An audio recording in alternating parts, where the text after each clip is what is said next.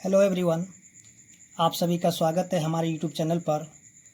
हम लोग यहाँ पढ़ेंगे आज बिहार बोर्ड वर्ग 8 प्रश्नावली 4.1। तो आइए देखते हैं इसका प्रश्नावली 4.1। जैसा कि आप यहाँ पे देख रहे हैं, प्रश्नावली 4.1 का पहला क्वेश्चन दिया है।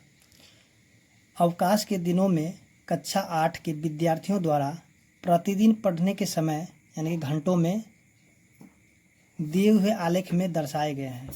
जैसा कि आप यहाँ पे जो आलेख देख रहे हैं, इसमें जो प्रतिदिन जो विद्यार्थी है उनका पढ़ने का जो समय दिया हुआ है, और इधर जो है विद्यार्थियों की संख्या है, और इधर जो है प्रतिदिन पढ़ने के घंटे हैं। तो इस आलेख के द्वारा जो है हमें यहाँ पे जो निम्नलिखित प्रश्न के उत्तर देना है। तो सबसे पहले यहाँ पे दिया हुआ है कि अधिकतम विद्यार्थियों ने कितने घंटे तक पढ़ा। तो यहाँ पे हम देखेंगे जो प्रतिदिन पढ़ने के घंटे जो यहाँ पे दिया हुआ है, तो यहाँ पे सबसे देखेंगे कि सबसे ज़्यादा जो ग्राफ किसका उठा हुआ है। तो हम देखेंगे 28 का जो सबसे ज़्यादा ग्राफ उठा हुआ है। तो यहाँ पे 4 और 5 यानी कि अधिकतम विद्यार्थियों ने 4-5 घंटे तक पढ़ा। तो हम यहाँ पे इसका आंसर जो है लिख सकते हैं कि यहाँ पे 4 और 5 घंटे तक पढ़ा था। उसी तरह 5 घंटों से कम समय तक कितने विद्यार्थियों ने पढ़ा। तो हम देखेंगे कि यहाँ जो है 5 से, यानी कि ये जो है 5 से ये सारे कम है। तो यहाँ पे बताना 5 घंटों से कम समय तक कितने विद्यार्थियों ने पढ़ा। तो यहाँ हम लिखेंगे कि 28 + 20 + 8 + 4। तो इनको हम जोड़ेंगे तो ये हो जाएगा, इनको हम जोड़ देंगे तो हो जाएगा 8 × 4 = 12, 30 40 यानी कि 60। यानी कि 5 घंटों से कम समय तक 60 विद्यार्थियों ने पढ़ा। उसी तरह यहाँ पे देखेंगे क्वेश्चन नंबर 100 जो कि दिया हुआ है, कुल कितने विद्यार्थियों ने अवकाश के दिनों में भी पढ़ा। यानी कि ये जो है ग्राफ जो दिया हुआ था, जो अवकाश के दिन था, अवकाश के दिनों में ये सारे विद्यार्थी ने पढ़ा था। यानी कि इन सब को हम जोड़ देंगे तो पता चल जाएगा अवकाश के दिनों में कितने विद्यार्थियों ने पढ़ा है। तो यहाँ पे हम लिखेंगे जैसे कि 4 + 8 + 20 + 28 + 16 + 12। तो सभी को हम जोड़ देंगे तो हो जाएगा 88। यानी कि अवकाश के दिनों में जो है 88 विद्यार्थियों ने पढ़ा है। उसी तरह क्वेश्चन नंबर 2 को देखेंगे, किस वर्ग अंतराल किस बारंबारता अधिकतम है। तो यहाँ पे हम देखें 4 और 5 की जो है बारंबारता सबसे अधिकतम है। तो यहाँ पे लिखेंगे 4 और 5 की बारंबारता सबसे अधिक है। 4 और 5 की बारंबारता सबसे अधिक है।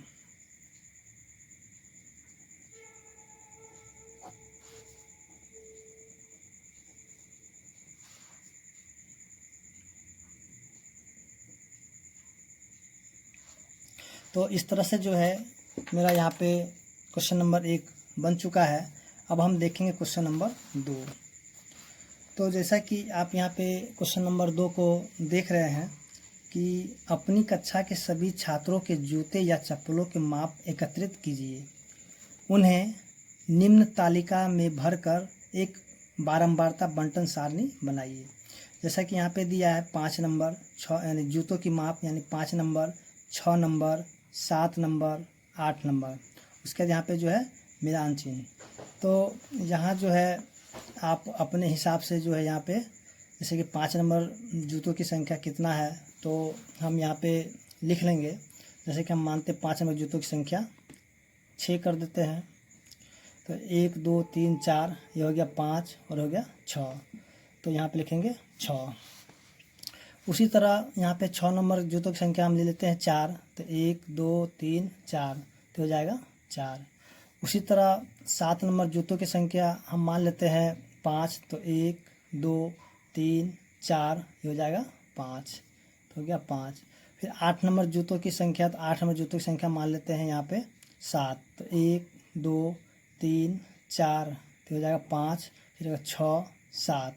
तो यहाँ पे हो जाएगा 7। अब इनको हम क्या करेंगे, यहाँ पे जोड़ देंगे, तो हो जाएगा 6 4 10 5 15 7 22।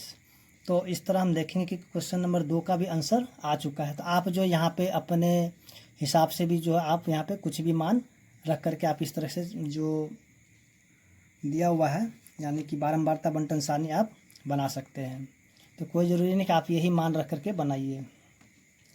आइए हम देखते हैं क्वेश्चन नंबर 3। जैसा कि आप यहाँ पे देख रहे हैं क्वेश्चन नंबर 3 दिया हुआ है कि ककड़िया गांव के 27 मकानों के 1 माह का बिजली बिल रुपयों में निम्नलिखित है। जैसा कि आप यहाँ पे देख रहे हैं, तो इन्हें जो है वर्ग अंतराल यानी 300 से लेकर 400 आदि लेकर एक बारंबारता सारणी बनाइए। तो आइए हम यहाँ पे इसको जो एक सारणी बनाते हैं। तो जैसा कि हमने यहाँ पे पहले से एक सारणी को क्वेश्चन नंबर 3 का बना कर रखा है, जैसे कि यहाँ पे वर्ग अंतराल, मिलान चिन्ह, बारंबारता। तो यहाँ पे क्वेश्चन बोलेगा 300 से लेकर 400 तक का इसका वर्ग अंतराल लेना है। तो यहाँ लेकर 300 से 400। तो यहाँ पे हम देखेंगे कि सबसे जो है पहले तो 300 400 सबसे बड़ी संख्या कौन है। तो हम देखेंगे सबसे बड़ा संख्या जो यहाँ पे 700 आ रहा है, यानी कि 700। तो इसको हम क्या करेंगे 800 तक का घर हम यहाँ पे ले लेंगे। तो यहाँ पे हम 300 से 400, 400 से 500, 500 से 600, 600 से 700, 700 से 800 तक का घर यहाँ पे ले लिया है। तो अब हम यहाँ पे देखना है कि 300 से लेकर के 400 तक के घर कितने घर है। और यहाँ पे हमें करना क्या होगा कि यहाँ 300 लेना है और 300 से लेकर के 400 से हमें कम तक का लेना है, कि 400 को हमें छोड़ना होगा। क्योंकि 400 इसलिए हम छोड़ेंगे क्योंकि 400 हमें यहाँ पे लेना पड़ेगा, इसलिए इस घर में जो हम क्या करेंगे 400 को छोड़ के चलेंगे। तो आइए हम यहाँ पे इसको बनाते हैं। जैसे कि हम देखेंगे कि यहाँ पे जो 400 से जो छोटा होगा उन सभी संख्या को ले लेना होगा। जैसे हम देखेंगे 400 छोटा यहाँ पे 324 है, तो यहाँ पे 1 हो गया। उसी तरह हम देखेंगे 2 3, यानी कि ये सब 400 से छोटा है, 3। उसके बाद 4 4, उसका ये हो गया 4, यानी कि यहाँ पे हो जाएगा 4, 1 मिनट, जैसे कि 1 2 3 4, यहाँ पे 5। तो इसको जो हम लिखेंगे 1 2 3 4 और ये हो जाएगा 5, तो यहाँ पे लिखेंगे 5। उसी तरह हम देखेंगे कि 400 से 500। अब इसमें करना क्या होगा कि 400 को हमें लेना होगा और 500 को छोड़ देना होगा। तो यहाँ देखेंगे कि 400 यहाँ पे हो जाएगा 1 2 2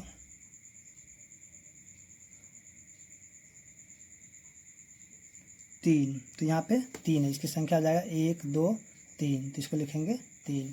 उसी तरह यहाँ जो है करना क्या होगा कि 500 लेना होगा और 600 को छोड़ देना होगा। तो हम देखेंगे कि यहाँ पे जो है 500 से ऊपर और 500 या 500 से ऊपर को लेना है और 600 को छोड़ना है। तो यहाँ देखेंगे कि 1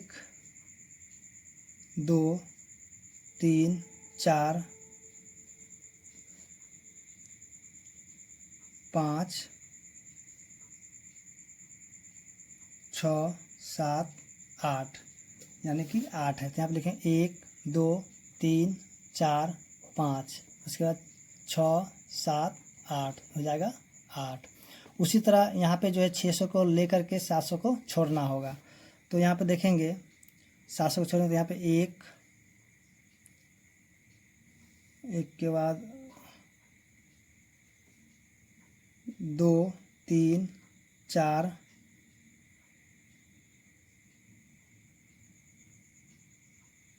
तो हो जाएगा 4, 1 2 3 4, इसको लिखेंगे यहाँ पे 4। यहाँ अगला वाला भी में हम वही करेंगे, 700 को छोड़ करके 700 को लेना है, 800 को छोड़ देना है। तो 800 तो देखेंगे तो इसमें है ही नहीं। अब जो है बचा हुआ जितनी भी संख्या उसको यहाँ पे लिख लेंगे। जैसे कि यहाँ पे 1 2 3 4 5 6, ये हो गया 7। यहाँ लिखेंगे 1 2 3 4 5 6 7, तो हो गया यहाँ पे 7। इन सभी को हम जोड़ेंगे तो जोड़ के इनका जो कुल योग कितना होगा, यहाँ पे योग 5 3 8 8 16 4 20 7 27। तो इस तरह से हम देखेंगे कि क्वेश्चन नंबर 3 का आंसर आ चुका है। अब हम देखेंगे यहाँ पे क्वेश्चन नंबर 4 को। जैसे कि यहाँ पे क्वेश्चन नंबर 4 दिया हुआ है कि प्रश्न 3 में, यानी कि इसी प्रश्न को दिए गए आंकड़ों से प्राप्त सारणी के लिए एक आयत चित्र बनाइए और निम्नलिखित प्रश्नों के उत्तर दीजिए। यानी कि हमें यही इसी क्वेश्चन से जो करना क्या होगा, एक आयत चित्र बनाना होगा। तो आइए हम बनाते हैं एक आयत चित्र।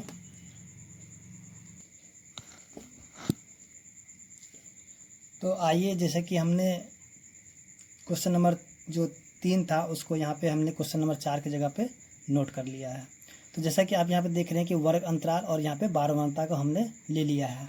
तो इसकी सहायता से हम करेंगे क्या कि जो एक आयत चित्र बनाएंगे और उसके बाद जो यहाँ पे क्वेश्चन नंबर 4 में जो प्रश्न दिया हुआ है उसको हम यहाँ पे इसका आंसर बारी बारी से देंगे। तो सबसे पहले हम यहाँ पे एक आयत चित्र बना लेते हैं।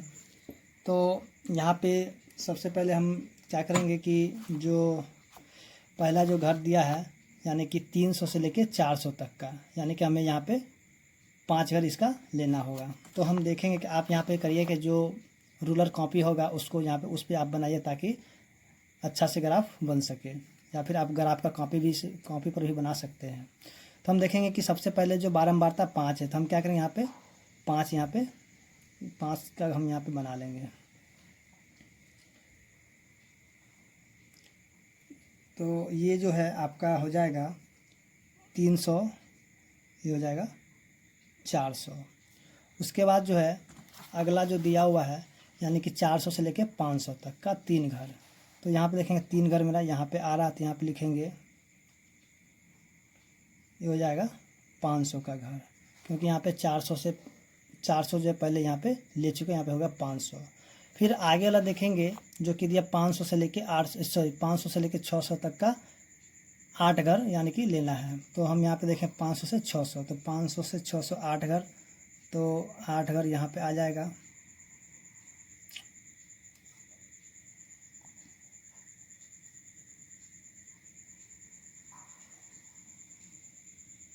तो हो जाएगा 600 का घर।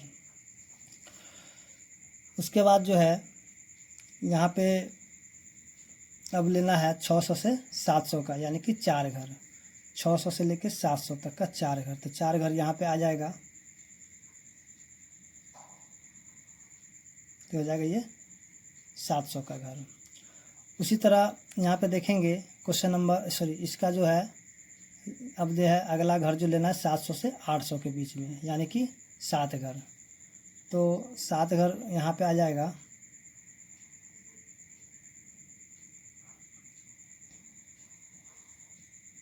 हो जाएगा 800 का घर। तो इस तरह से जो है क्वेश्चन नंबर 4 का जो आयत चित्र है वो बन चुका है। तो आप जो इसको अच्छे तरीके से स्केल से जो है ग्राफ कॉपी में इसको अच्छे तरीके से खींच लीजिएगा। जैसे कि हमने यहाँ पे लिख दिया था उपभोक्ताओं की संख्या, और नीचे जो है बिजली का बिल रुपए में, और इसी को भी हम लोग वर्ग अंतराल भी कह सकते हैं। तो ये जो है हो गया था 5 घर, ये हो गया था 3 घर, ये हो गया 8 घर, और ये हो गया 4 घर, और ये हो गया 7 घर। तो हमें जो करना क्या होगा कि इसके अनुसार हमें यहाँ पे आंसर देना होगा।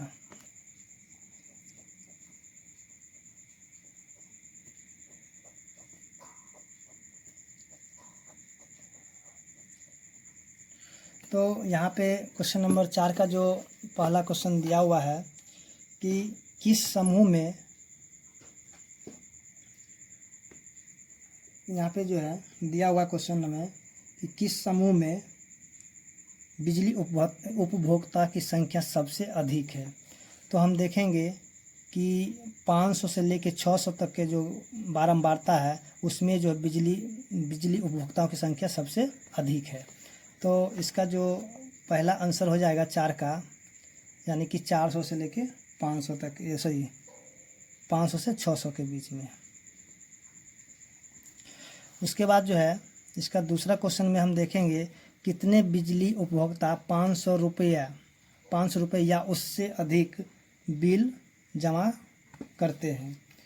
तो यहाँ पे जो 500 या यहाँ 500 या 500 से अधिक, यानी कि 500 और 500 से अधिक, जो ये सारे घर 500 से अधिक हो जाएंगे। तो यहाँ पे लिखेंगे 8 प्लस में 4 और प्लस में 7। तो इन सभी को हम जोड़ेंगे तो हो जाएगा 19, यानी कि 19 जो बिजली उपभोक्ता है 500 और 500 से अधिक का बिल जमा करते हैं। उसी तरह हम देखेंगे क्वेश्चन नंबर 3 को, जो कि दिया हुआ है कितने उपभोक्ता 400 रुपये से कम का बिल जमा करते हैं। यानी कि 400 से जो कम का बिल जमा करते हैं, तो यहाँ पे उपभोक्ताओं की संख्या सिर्फ 5 है। तो यहाँ पर हो जाएगा 5, क्योंकि ये जो है ये 400 से ये नीचे ही आ जाएगा। उसी तरह जो है क्वेश्चन नंबर 4 में दिया है कि वर्ग अंतराल 400 और 500 की उच्च सीमा एवं निम्न सीमा क्या है। तो हम यहाँ पे देखेंगे कि वर्ग अंतराल 400 से 500 की उच्च सीमा यानी कि 500 हो जाएगा और निम्न सीमा 400 हो जाएगा। तो हम यहाँ लिखेंगे क्वेश्चन नंबर 4 में कि उच्च सीमा 500 और निम्न सीमा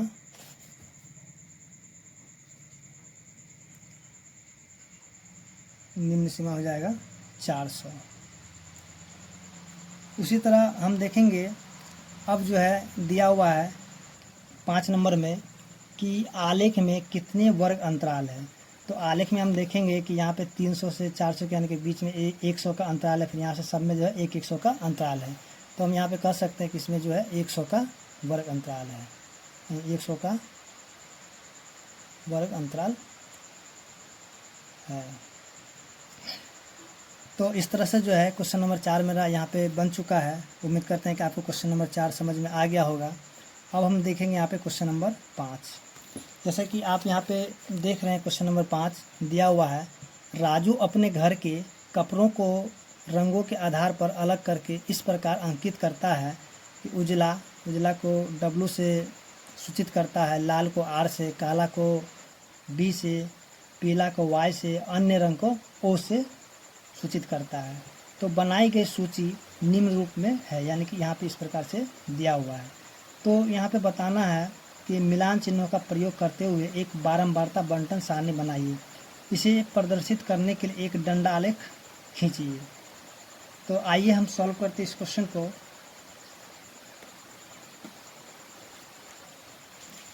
तो आइए, जैसा कि हमने यहाँ पे 5 नंबर क्वेश्चन का जो बंटन सारणी के लिए यहाँ पे बॉक्स को बना लिया है। अब हम यहाँ पे क्या करेंगे कि जो y यानी कि येलो रंग का जो कितना दिया हुआ है उसको हम यहाँ पे लिखेंगे।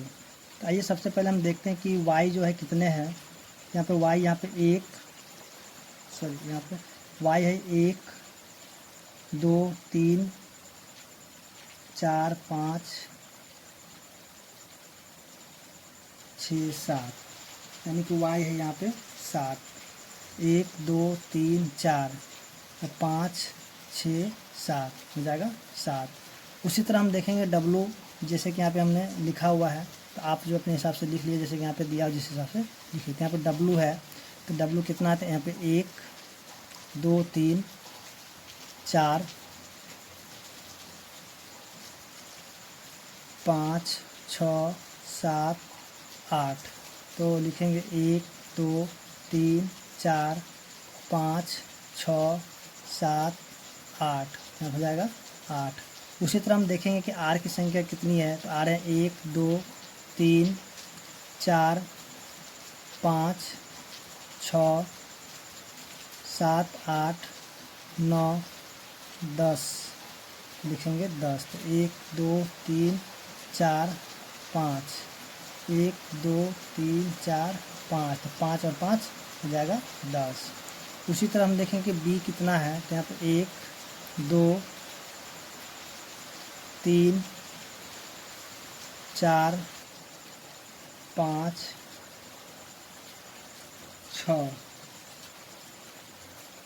तो हो जाएगा 6। तो 1 2 3 4 5 हो जाएगा 6। अब देखेंगे O कितना है। तो यहाँ पे 1 2 3 4 5 6 7, O की संख्या 7 है। 1 2 3 4 5 6 7 हो जाएगा 7। सॉरी, यहाँ पे 6 लिखना भूल गए थे। हो गया 6 और हो गया 7। तो अब जो है इनका जो कुल संख्या है, तो कुल संख्या हो गया 8 7 15, 10 25, 25 और 7 32 और 6 38। तो यहाँ पे कुल जो है यहाँ पे हो जाएगा 38, यानी कपड़ों का जो कुल संख्या हो जाएगा 38। अब जो है यहाँ पे करना क्या है, इसका जो एक दंड आलेख खींचना है। तो आइए हम इसका एक दंड आलेख खींचते हैं। तो सबसे पहले हम यहाँ पे देखेंगे कि जो कि सबसे बड़ा अंक कौन सा, सबसे बड़ा अंक यहाँ पे 10 आ रहा था। यहाँ पे हम क्या करेंगे कि जो इस तरह से एक हमने ग्राफ खींचने के लिए बना लिया है, जैसे कि यहाँ पे कपड़ों की संख्या, यहाँ पे 0 से लेकर के 10 तक का संख्या लिख लेंगे। उसी तरह यहाँ पे जो दिया हुआ है कपड़ों का रंग हमने यहाँ पे लिख लिया है। अब यहाँ पे जैसे हम बनाएंगे उस तरह से यहाँ पे कपड़ों का रंग लिखते जाएंगे। तो सबसे पहले यहाँ पे दिया है Y, यानी कि पीला रंग का कपड़ों की संख्या 7 है। तो हम क्या करेंगे 7 रंग के यहाँ पे बना लेंगे।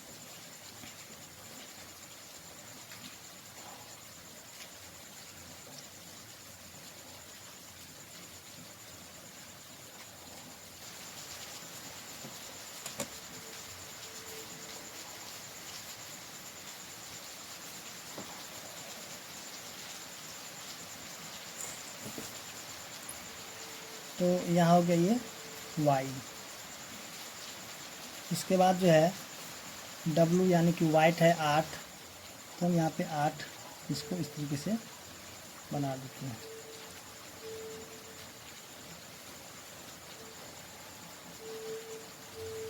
उसके बाद जो है रेड है 10।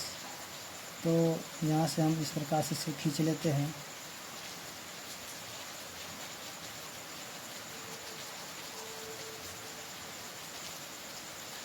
उसके बाद देखेंगे जो ब्लैक है वो 6 है। तो 6 आ जाएगा यहाँ पे।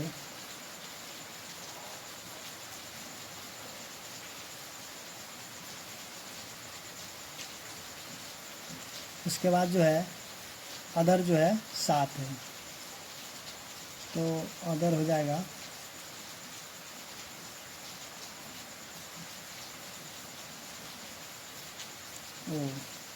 तो आप जो इसे ग्राफ कॉपी या फिर हिंदी का कॉपी में जो आप इसे बना लीजिएगा, उसमें अच्छा बनेगा। तो हम यहाँ पे इसको इस तरीके से कलर कर देते हैं या रंग देते हैं।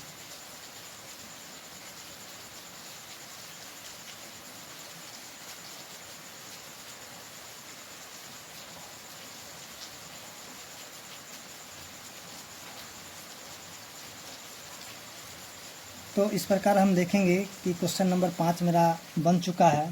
और हम देखेंगे यहाँ पे क्वेश्चन नंबर 6।